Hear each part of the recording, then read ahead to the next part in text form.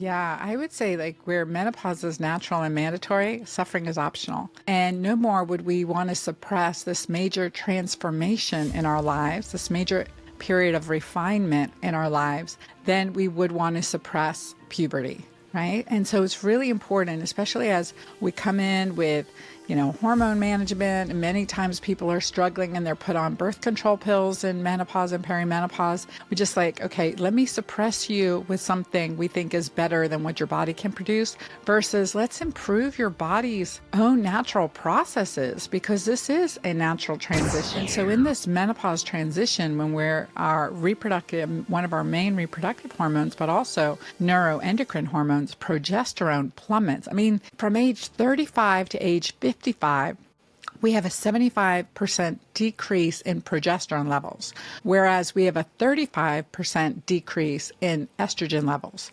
So this is significant information because we look at, okay, well, estrogen, early on, we need to empower our adrenal glands because they got to take over what the ovary's not doing.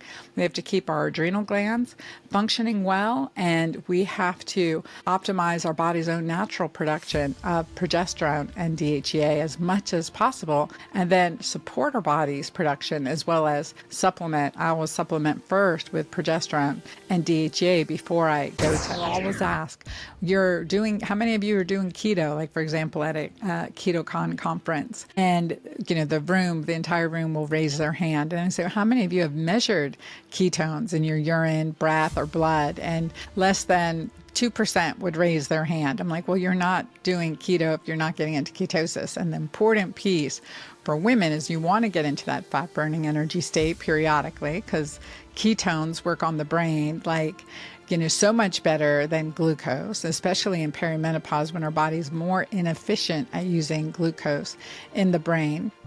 And so with this, I really recommended the shift, changing the shift, get into ketosis with focus on alkalinity, because we know an alkaline urine pH, a urine pH 7 or greater, is associated with less diabetes, less cancer, less osteoporosis. And it makes sense. Mental health is key to hormonal. Thinking to yourself, okay, what's my one next right step? I mean, we just say, okay, and it's different for everyone who's listening. What's my one next right step? And that makes me feel better. That encourages that enhances my mood, that it makes me like myself more. What's the one key next step for me that I can take and incorporate into my practice every day as part of my discipline versus I've got to do all these things. I'm going to throw out what I was doing and start again. It's just a period of refinement. So what do you need to refine in your life that works for you versus against you?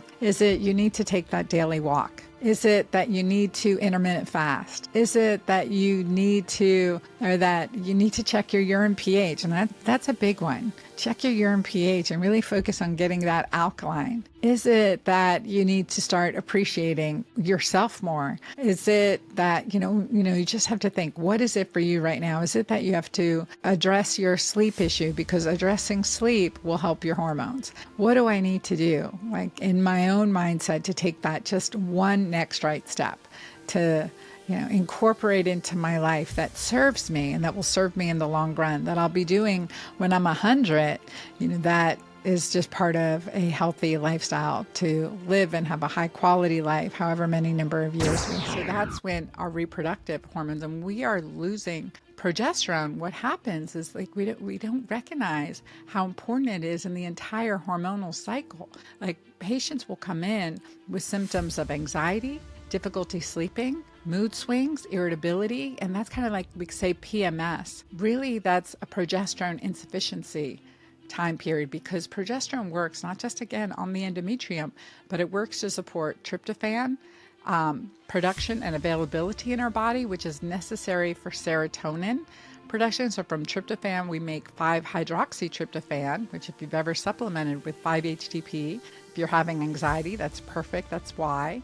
And from serotonin, we make melatonin. So that is our sleep hormone. So if we're depleted in progesterone, we're not making enough tryptophan, serotonin, and melatonin. So we're getting those symptoms of anxiety, not sleeping through the night, and we start this spiral. And so Progesterone is effective for the brain, the memory, the mood, our sense of peace within our body. It helps with our bones. It helps with breast health. I mean, there's so many benefits to progesterone, but certainly when it comes to mood, sleep, and memory, removing brain fog.